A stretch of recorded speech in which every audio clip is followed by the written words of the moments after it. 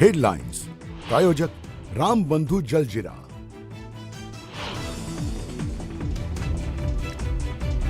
शिवाजी कोण होता या पुस्तकाचं पुनर्प्रकाशन करणाऱ्या प्रकाशकाला शिवसेनेचे आमदार संजय गायकवाडांची शिवीगाळ। प्रकाशक प्रशांत आंबींना घरात घुसून मारण्याची धमकी। बारामतीत पुन्हा पवार विरुद्ध पवार निवडणूक होऊ शकते। जयच्या विरुद्ध युगेंद्र उमेदवार असू शकतो असं म्हणत आमदार रोहित पवारांनी फुंकलं 2029चं रणशिंग।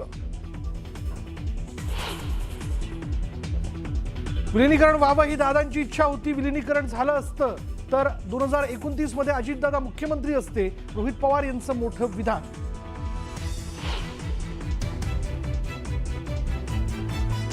मराठीच्या मुद्द्यावरून गुणरत्न सदावर्तेंची मीरा भाईंदरच्या ऑटो रिक्षा चालकांच्या आंदोलनाला साथ, तर सदावर्तेंच्या विरोधात मनसैनिकही उतरले रस्त्यावर।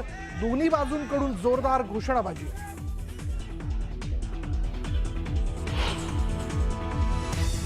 कर्नाटक सरकारचा शिक्षणातही मराठी द्वेष। 10वी बोर्डाच्या निकालात मराठी शब्द वगळला। निकालात मराठीचे मार्क दिले पण मराठी विषय लिहिला नसल्याचं स्पष्ट।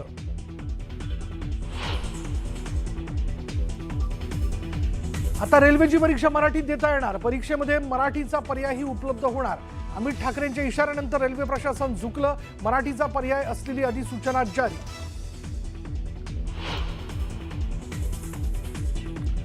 नेस्कोतील अधिकाऱ्यांची जामिनासाठी उच्च न्यायालयात धाव। अटक बेकायदा असून अंमली पदार्थ सेवनात नसल्याचा याचिकेत दावा। ठाण्याच्या सॅटिस पुलावर शिवशाही बसला आग। आगीवर नियंत्रण मिळवण्याचं काम सुरू। आगीच्या घटनेमुळे भीतीचं वातावरण। गोवंडीत घाटकोपर मानखुर्द लिंक रोडवर भीषण आग। सीएनजी सिलेंडरच्या स्फोटानंतर आग लागल्याची माहिती। सुदैवानं कुठलीही जीवितहानी नाही। पश्चिम बंगालच्या मुर्शिदाबादमध्ये मतदानावेळी सुतळी बॉम्ब फोडल्यानं गोंधळ। हल्ल्यात अनेक जण जखमी। परिसरात भीतीचं वातावरण। आणि महिला आरक्षणाच्या मुद्द्यावर भाजप अध्यक्ष नवीन यांची विरोधकांवर टीका। जाणीवपूर्वक महिला आरक्षण विधेयक फेटाळल्याचा आरोप। न्यूज 18चे editor in chief Rahul Joshi यांच्याशी केली खास बातचीत।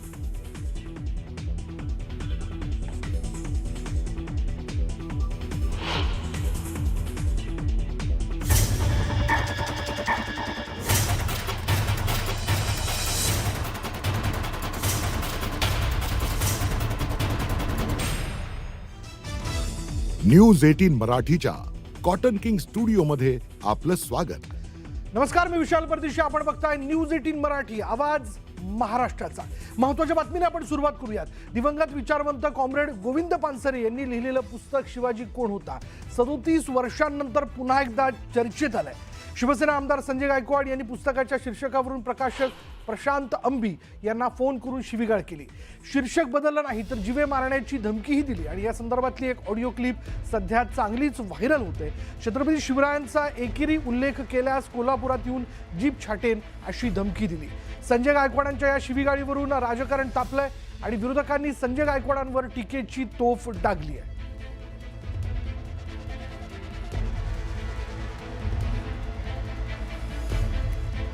सर्वात आधी आपण पाहूयात समोर आलेल्या ऑडिओ क्लिप मध्ये नेमकं काय म्हटलंय।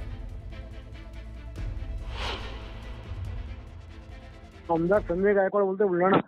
हा बोला। तुमचं एक पुस्तकात आमच्या लग्नामध्ये काय म्हटलं, शिवाजी कोण होता म्हणून।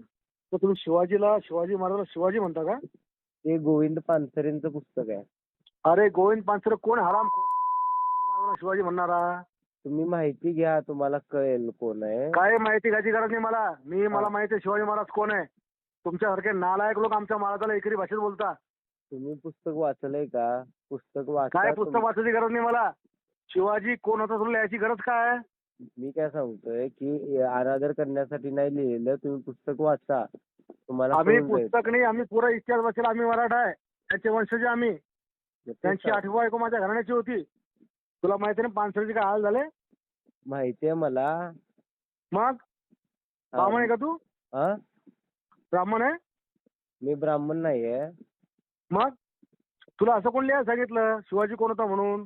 जी हे शिवाजी महाराजांच्या नावातले जी हे आदरार्थीच आहे, तो काही एकेरी उल्लेख नाहीये। तू काही शास्त्र शहाणपण शिकू नको. लिहून घे, मी आमदार संजय गायकवाड तुला घरात घुसून मारीन.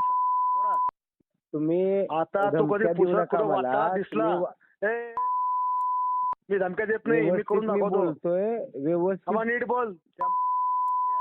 शिवाजी मी- महाराजचा मी व्यवस्थित बोलतोय, तुम्ही व्यवस्थित बोला. मी व्यवस्थित बोलतो, तू शिवाजी मी काय व्यवस्थित सांगतो बोलतोय, तू? बोला. तू राहायचं कुठं तू? मी कोल्हापुरात राहतो. तुझ्या घरात घुसून मारून तुला मी नाही, मी तेच सांगतो की व्यवस्थित मी बोलतो, तुम्ही व्यवस्थित बोला. तुझी भाषा बदल, पुस्तकाचं नाव बदल. तो अधिकार आमच्याकडे नाही आहे, पानसरेंचं पुस्तक आहे ते. मग त्या पानसरेला भेटायला वर जाय. नाही, मी काय म्हणतोय की तुम्ही एवढं हे करण्यापेक्षा तुम्हाला त्यापेक्षा जरा वाचायचे कष्ट घ्या ना. अरे तू शिवाजी महाराज मला बचायला काय सांगतो? मग रक्तात कणाकणात शिवाजी महाराज आहे. मला पण शिव्या येतात, पण आम्हाला आमच्यावरती संस्कार नाहीत शिव्या द्यायचे. जेव्हा आपल्या राजाचा अपमान होतो ना, व्यवस्थित बोला. तो साहेब सुटतो. व्यवस्थित बोलायचं त्या मायानं काय. दूध पाजला असं ना, तू सांग फक्त कुठे यायचं ते. हा? जरा वाच जरा. जा, कुठं रिपोर्ट यायचं दे, कुठं पब्लिश कर. शिक्षणाच्या तिकडे उद्या ते बघूया आपण कुठं पब्लिश करायचं वगैरे. हा येतो उद्या. तू हा, भेट फक्त, या, तुला या. कदा चिडून टाकतो पाय जरा. हा, या बघूया. आणि जरा वा संजय गायकवाड कोणी महाराष्ट्राला आमदार जरा चेक कर तू बी. कोण आहे? चेक कर तू, फेसबुक कर, व्हिडिओ कर, युट्यूब कर, पाय समजेल तुला काय आहे डॉन आहे का मोठा? ते, तुला समजेल काय आहे. बर. मग तू आमचा महाराजाचा अपमान कर. तू कोण? अरे बाबा, औरंगजेबाच्या तुला आवला का तू? सांगितलं ना, आता तू जसा प्रेम करतोस ना तसं आम्ही पण शिवाजी महाराजांना प्रेम करतोय. मग तो एकरी भाषेत लिहिलं कसं मग? हा, मग तो एकेरी उल्लेख नाहीये, त्यासाठी वाचायचे कष्ट घ्या. राजेंद्र नगर झोपडपट्टीत राहतोय मी, मला तुमच्यापेक्षा खूप जास्त शिव्या देतात, पण मी देणार नाही. खूप तू काय चांगलं देशील रे? येतात. तू हा? जीप कापून टाकीन मी. बर बघूया की. हा. या उद्या जीप कापायला. येतोच मी, थांब जरा तू. या उद्या या.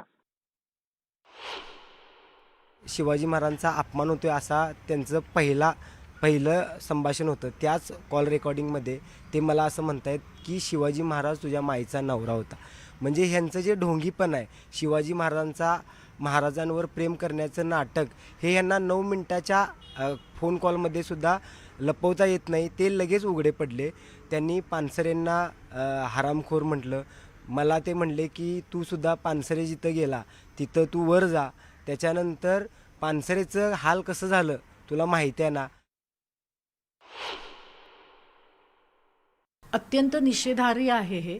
त्याचं कारण असं आहे की एक पुस्तक जे 1987 पासून महाराष्ट्रामध्ये वाचलं जातं, ज्याच्या लाखो प्रती खपत आहेत, आणि त्याच्यामध्ये कॉम्रेड गोविंद पानसरेंसारख्या एका ज्येष्ठ विचारवंतांनी छत्रपती शिवाजी महाराजांचा काळ आणि त्यांचं काम, त्यांचा विचार समजून घेण्यासाठी एक नवीन आकलन देण्याचा प्रयत्न केलेला आहे.